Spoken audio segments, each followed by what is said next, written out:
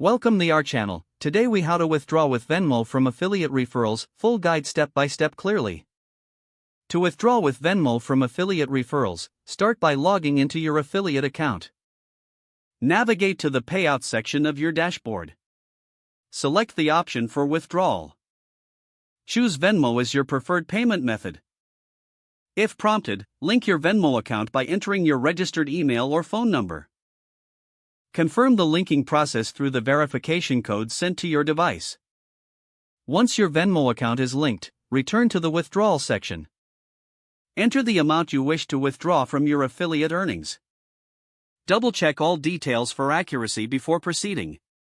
Click on the Confirm Withdrawal button. Wait for a confirmation notification that your request is being processed. Monitor your Venmo account for the incoming funds. If the funds do not appear within the specified timeframe, reach out to the affiliate support team if you encounter any issues. Keep your Venmo app updated for seamless transactions.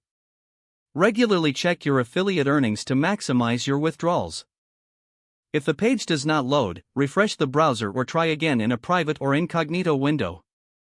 Make sure you are using the correct email address, then retype it carefully to avoid small typos. If your password is not accepted, use the reset option and create a new strong password you can remember. Check your spam folder for verification or security emails, then complete any requested confirmation steps. Enable two-factor authentication if available to improve account security and reduce unauthorized access risk. After signing in, review your profile details so your contact information and settings are accurate and current.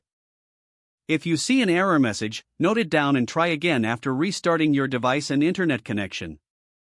Log out when you finish, especially on shared devices, to keep your account and payment information secure. If the page does not load, refresh the browser or try again in a private or incognito window. Make sure you are using the correct email address, then retype it carefully to avoid small typos. If your password is not accepted, use the reset option and create a new strong password you can remember.